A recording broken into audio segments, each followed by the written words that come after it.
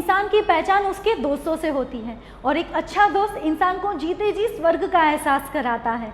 आज हम दोस्तों के ऐसे ही एक ग्रुप की बात करने वाले हैं जिनमें इतना प्यार है कि उनकी मिसालें दी जा सके।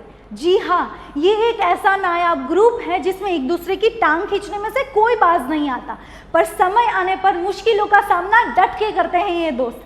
बड़े ही भाग्यशाली हैं वो लोग जिनको ऐसे दोस्त मिलते हैं। काश मैं भी इस ग्रुप का हिस्सा होती।